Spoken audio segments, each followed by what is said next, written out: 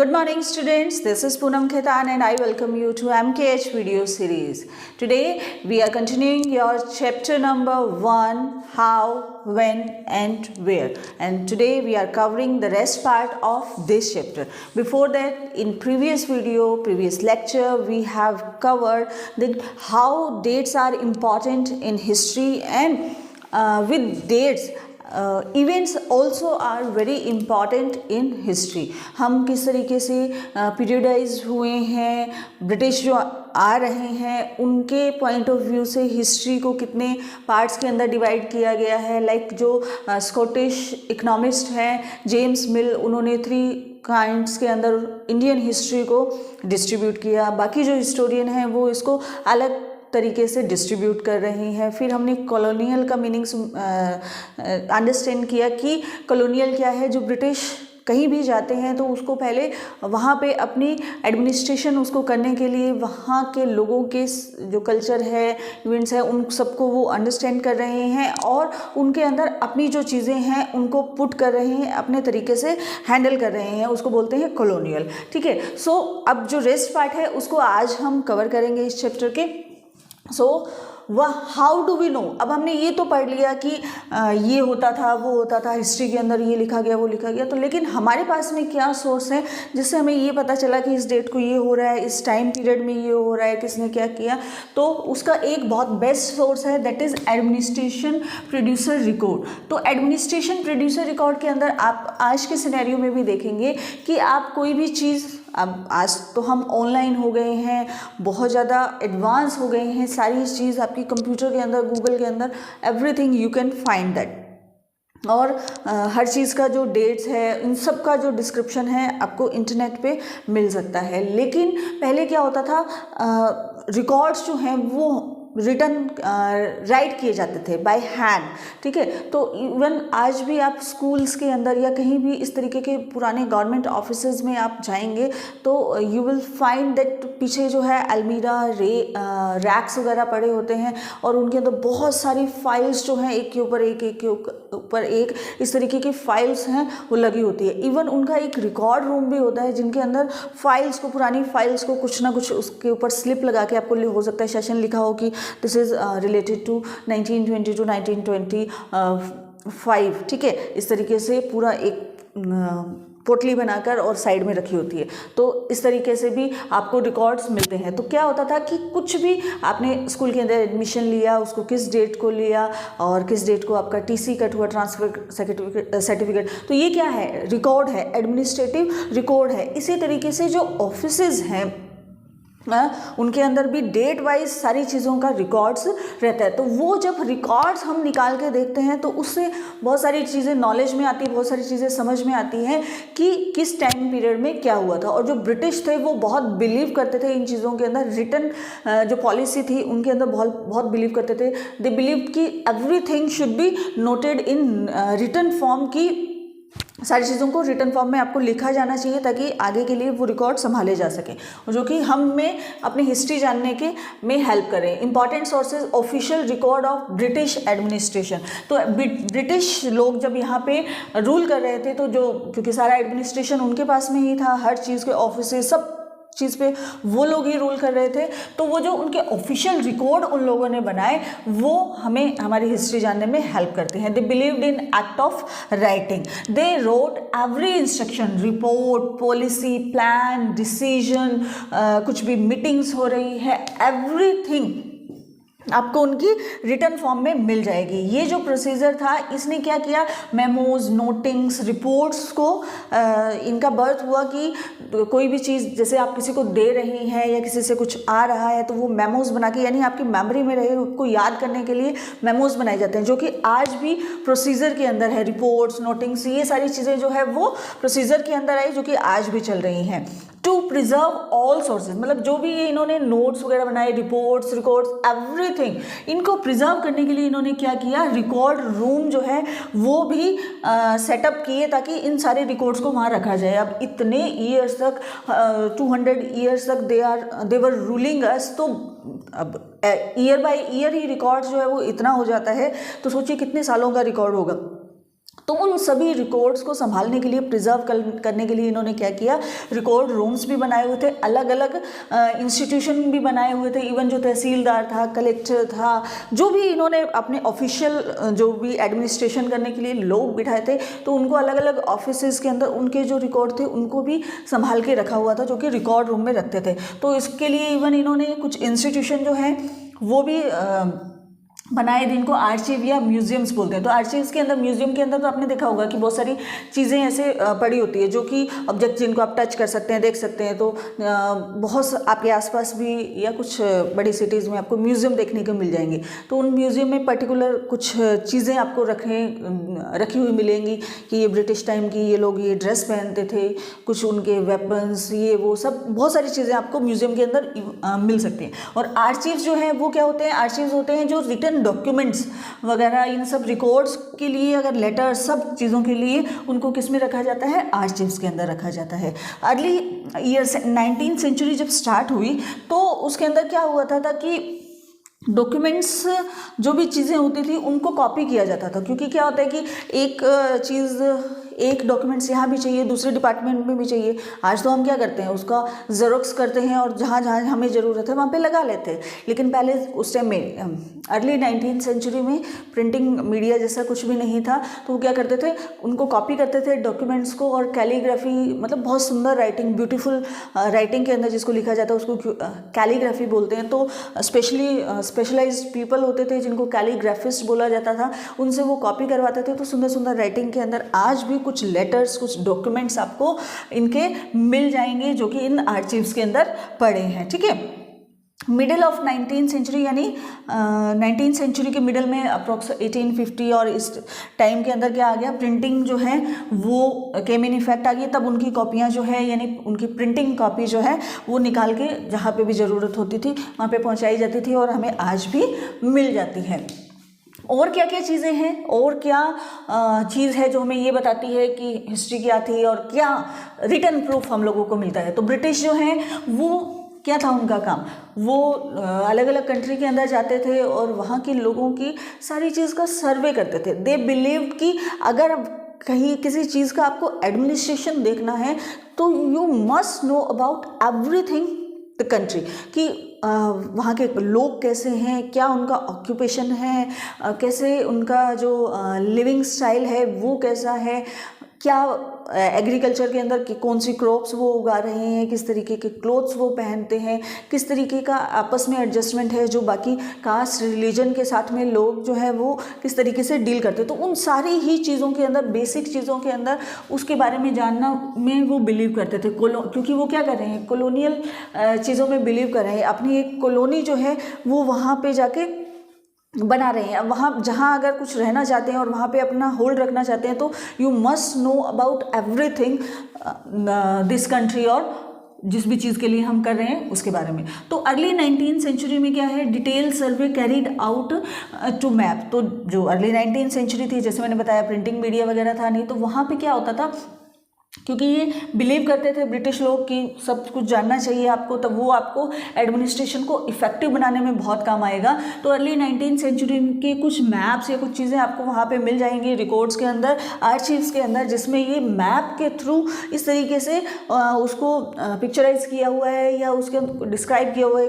कुछ जैसे मैप के अंदर कर लेते हैं ना आप नोट कि ये इसके रिगार्डिंग है, ये इसके रिगार्डिंग है, तो वो मैप सिस्टम ज़्यादा फॉलो किया जाता था। रिवेन्यू सर्वे भी इनकी तरफ से कंडक्ट करवाया गया, विलेजेस के अंदर कि किस तरीके का रिवेन्यू जनरेट कर रहे हैं लोग, कितनी अर्निंग कर रहे हैं, वो किया गया। फिर बहुत सारे एफर्ट्स डाले गए किस बारे में, ये भी क्या है, सर्वे किए गए हैं। टोपोग्राफी मतलब कि ज्योग्राफिकल, जहाँ पे भी एडमिनिस्ट्रेशन करना चाहते हैं उसका ज्योग्राफी क्या है, उस लैंड की ज्योग्राफी क्या है, सॉइल की क्वालिटी क्या है, फ्लोरा और फोना यानी एनिमल्स और प्लांट्स जो हैं वो किस टाइप के हैं, लोकल हिस्ट्री यानी वहाँ पे जो लोग रह रहे हैं वो किस तरीके के हैं, कहाँ से कब ये विलेज बना है, ये कब ये सिटी जो है वो डेवलप हुई है, किसने डेवलप किया। तो जो लोकल हिस्ट्री होती है उस एरिया की, उसको क्रॉपिंग पैटर्न की किस तरीके से क्रॉप कर रहे हैं, एग्रीकल्चर को कब जो है वो उसकी कट कर रहे हैं, क्रॉप को कब उसको सो कर रहे हैं, तो उन सारी पैटर्न को उन्होंने जाना। तो वो ये सारे आप ये समझिए कि कोई भी बाहर से आके आपके यहाँ पे इतना सर्वे क्यों करेगा, तो डेफिनेटली वो उस चीज़ को कैप्चर करना चाहते थे, तभी वो लोग वहाँ पे सर्वे कर रहे हैं ताकि उन इंडिया के बारे में ज़्यादा से ज़्यादा वो जान सके, उसका एडमिनिस्ट्रेशन वो कर सके। तो बहुत सारी चीज़ें यहाँ से मिलती है। जब अर्ली 19th सेंचुरी की इस तरीके के सर्वे अगर आपको मिल रहे हैं, it means they were interested to stay hair.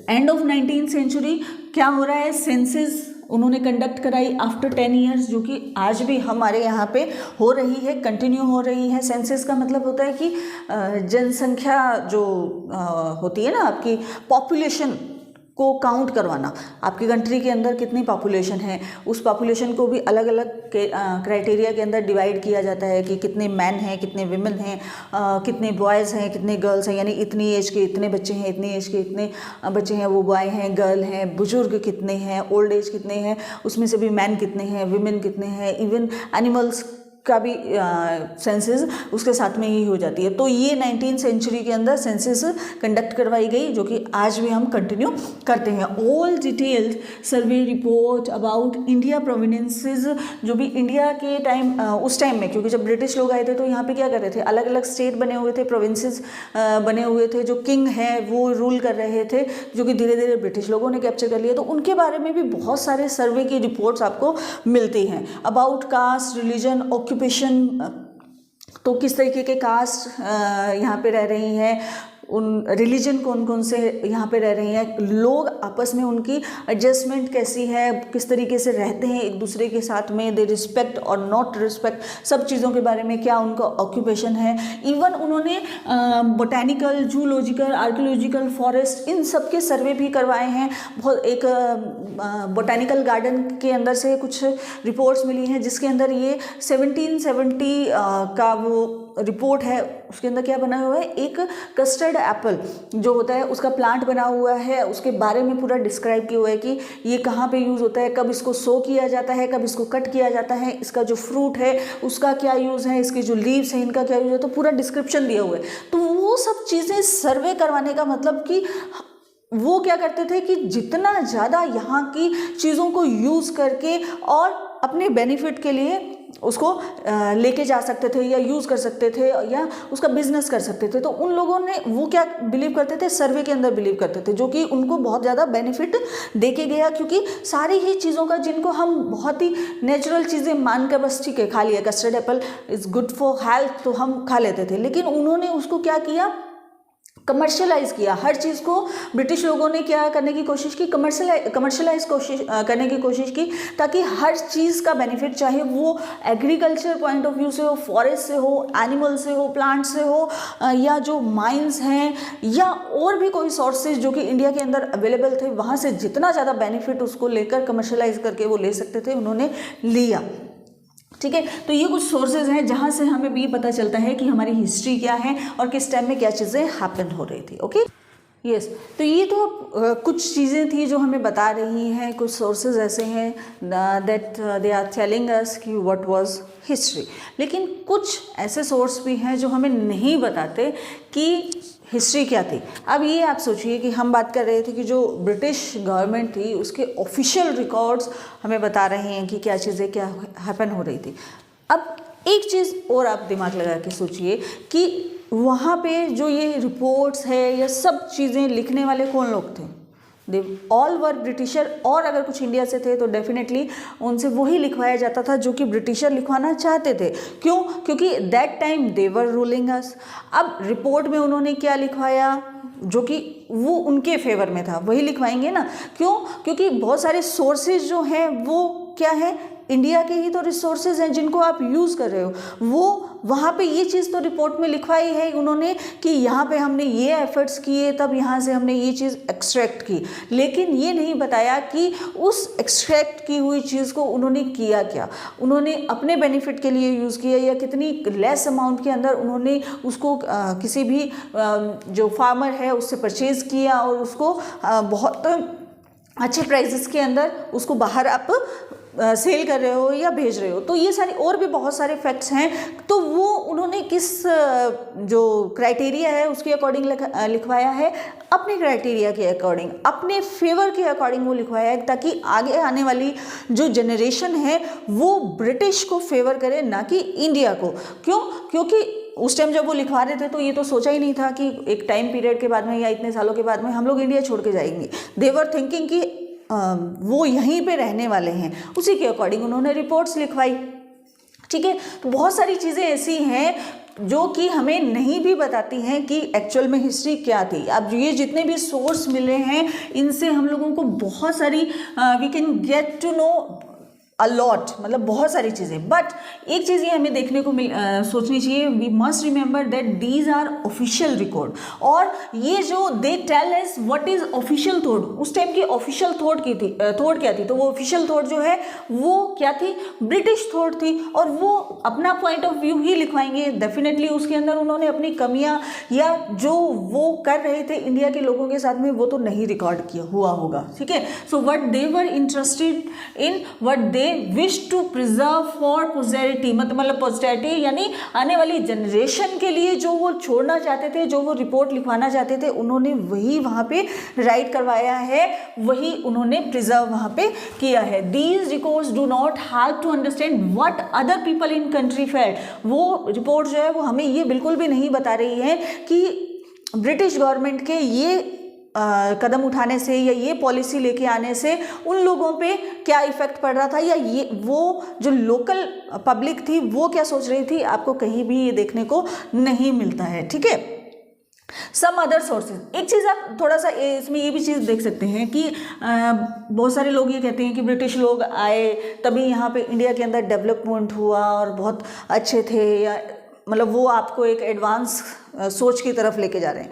तो आपके घर के अंदर आप बहुत बढ़िया से रह रहे हैं, एकदम से कोई आता है आपके ऊपर बहुत आपके घर जो है वो एकदम बहुत सुंदर बना देता है, बहुत बढ़िया सा कर देता है और अच्छे से बिना डोमिनेशन के यहाँ पे रह रहा है, तो आपको क्यों प्रॉब्लम होगी? अगर आपका बेनिफिट हो रहा है तो आपको क्यों प्रॉब्लम होगी? प्रॉब्लम तो तब होगी ना जब वो आप पे किसी तरीके का अत्याचार कर रहा है, आपको परेशान कर रहा है, तभी आप उसके लिए प्रोटेस्ट करोगे। तो ऐसा हुआ होगा तभी तो पूरी कंट्री जो है वो एक साथ आ गई उन लोगों को इंडिया से बाहर करने के लिए, है ना। तो फिर ये सारे रिकॉर्ड्स जो हैं वो सही कैसे हो सकते हैं? तो अब कुछ चीज़ें तो हमें ढूंढनी पड़ेंगी जो कि हमें ये बताए कि एक्चुअल में हिस्ट्री क्या थी। तो बहुत मुश्किल है इस काम को करना, लेकिन फिर भी कुछ चीज़ें हमें मिली हैं। वो क्या सोर्सेज हो सकते हैं? Some other sources, that is account of pilgrims and travellers. अब पिलग्रिम्स या ट्रेवलर्स वो हैं जो लोग बाहर से आ रहे हैं, मतलब ब्रिटिश और इंडिया के नहीं है, ना तो वो ब्रिटेन के हैं ना वो इंडिया के हैं, किसी और कंट्री से आ रहे हैं। एंड दे आर न्यूट्रल, मतलब उनको कोई ना ब्रिटिश से लोगों से लेना देना है ना इंडिया के लोगों से लेना देना है। तो कुछ लोग जो उस टाइम पीरियड में इंडिया के अंदर आए हैं उन्होंने डायरी अपनी, उनकी जो डायरीज मिली हैं उन ट्रैवलर्स की या पिलग्रिम्स की, वहाँ से ये पता चलता है कि एक्चुअल में इंडिया के अंदर क्या हैपन हो रहा था। ठीक है, कुछ उस टाइम की जो इम्पॉर्टेंट पर्सनैलिटीज़ हैं उनकी आप ऑटोबायोग्राफी पढ़ेंगे तो आपको पता चलेगा कि जब ये वो लोग रूल कर रहे थे हम पे, तो जो इंडिया के लोग हैं वो क्या सोच रहे थे। क्यों हम ये जो इम्पॉर्टेंट पर्सनैलिटी यानी जो इंडिया के अंदर रहने वाले लोग थे, जो इंडिया के लोग थे, जो कि इंडिया के लोगों का, इंडियन पब्लिक का जो परसेप्शन था उसको फॉलो कर रहे थे, उसको लीड कर रहे थे। तो उन लोगों की ऑटोबायोग्राफी यानी जो उनके लाइफ के, ऑटोबायोग्राफी मतलब खुद की लाइफ के बारे में लिखना, ठीक है, और खुद लिखना। तो जब आप खुद अपने एक्सपीरियंस बताते हैं तो उसमें आप क्या हो रहा है हमारी कंट्री के अंदर, ब्रिटिश लोग हम पे क्या कर रहे हैं, हमारे लोग क्या सोच रहे हैं उस बारे में, उन सब चीज़ों के बारे में आपको वहाँ पे पढ़ने को मिलेगा कि उस टाइम में ये जो इनकी पॉलिसी थी वो हमारे लोगों पे क्या इम्पेक्ट कर रही थी। ठीक है, बुकलेट्स जो कि लोकल बाज़ार के अंदर बहुत सोल्ड हो रही थी। अब ये जो ऑफिशियल रिकॉर्ड है ये तो क्या है, जो उन्होंने अपने अकॉर्डिंग उन्होंने राइट करवाए। लेकिन क्या मैंने आपको बताया कि जो मिड 19th सेंचुरी के अंदर प्रिंटिंग मीडिया आ गया था, तो कुछ लोकल लेवल पे भी न्यूज़पेपर जो हैं वो प्रिंट होने लगे थे, कुछ बुक जो हैं वो प्रिंट होने लगी थी। लोग जो हैं पुराने, आप उनको पोइट्स को पढ़ेंगे तो आपको देखने को मिलेगा कि पढ़ने को मिलेगा कि उस टाइम में लोग क्या सोच रहे थे। वो पोइट्स ने, वो नॉवेलिस्ट ने अपनी बुक्स के अंदर उन सारी चीज़ों को कविताओं में या उस नॉवेल के रूप में आपके सामने आती है। तो वो चीज़ें आ गई। अब उनको लोग पढ़ना बहुत पसंद करते थे। हिंदुस्तान टाइम्स के अंदर एक 1946 के अंदर एक आर्टिकल आपको प्रिंट आपके सोर्स के अंदर मिल जाएगा, बुक के अंदर ही आपको उसका एक कटआउट दिया हुआ है। तो उसमें क्या है कि 2000 जो पुलिसमैन थे, अब पुलिसमैन वो इंडिया के ही थे, जो लोग थे वो इंडिया के थे, लेकिन वो किसके अंडर काम कर रहे थे? ब्रिटिश गवर्नमेंट के अंडर काम कर रहे थे। तो उन्होंने प्रोटेस्ट किया है, वो हड़ताल पे चले गए हैं कि हम खाना ही नहीं खाएंगे। क्यों? क्योंकि जो उनको वहाँ पे फूड दिया जा रहा था वो बहुत ही लो क्वालिटी का था। इसमें इवन हेडिंग आई थी, it is not good for health, not good for consumption, not fit for consumption, इस तरीके की हेडिंग आपको देखने को मिल जाएगी। तो वो हिंदुस्तान टाइम्स जो है उसके प्रिंटर कौन थे? इंडिया के लोग थे। इंडिया के जो एडिटर थे वो प्रिंट करते थे। तो वो न्यूज़पेपर्स या वो जो और चीज़ें पब्लिश हो रही थी वो क्या कर रही थी? वो इंडिया के लोगों का परसेप्शन आपके सामने लेके आ रही थी। तो कुछ सोर्सेज वहाँ के पुराने टाइम के न्यूज़पेपर्स या कटआउट्स आपको मिलते हैं, वहाँ पे ये आपको देखने को मिलता है कि लोग उसके बारे में क्या सोच रहे थे।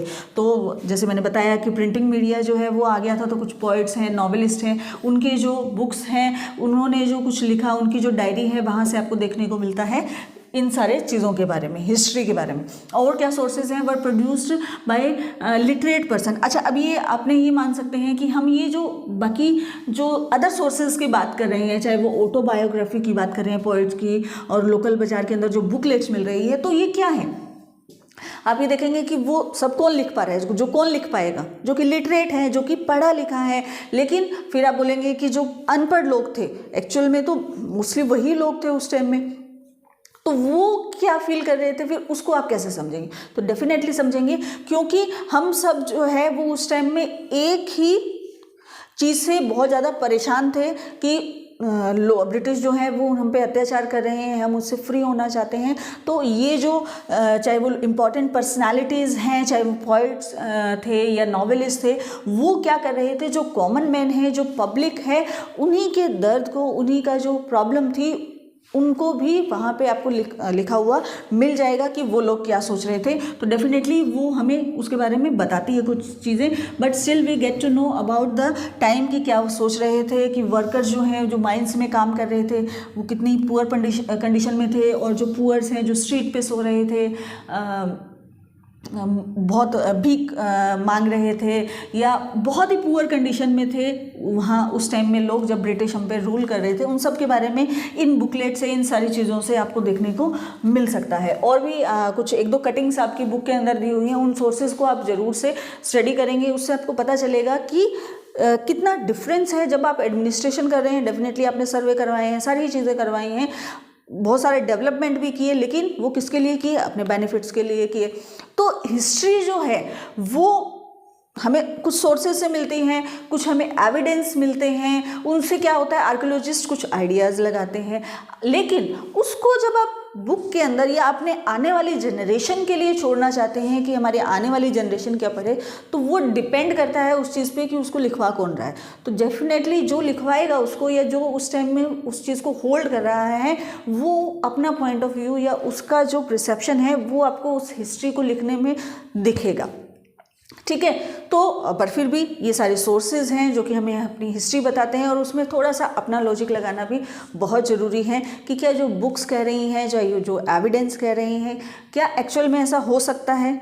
हो सकता है उन्होंने अपने परसेप्शन जो है उसके अंदर पुट किए हो। तो इन सब चीज़ों के साथ में ही हमारी बुक जो है वो आगे बढ़ती चलेगी, और जो अदर सोर्सेज हैं उसके अकॉर्डिंग हम अपनी हिस्ट्री को और जानेंगे, लेकिन वो सिर्फ बाकी लोगों के परसेप्शन को जान के नहीं लिखेंगे, हम अपना परसेप्शन भी उसके अंदर पुट करेंगे। ओके स्टूडेंट्स, तो this was all about your chapter number 1। We have completed this chapter. आपके जो शॉर्ट नोट्स हैं वो मैंने यहाँ पे बनवा दिए हैं, इसके टेक्स्ट बुक के क्वेश्चन भी आप साथ साथ में करते चलेंगे।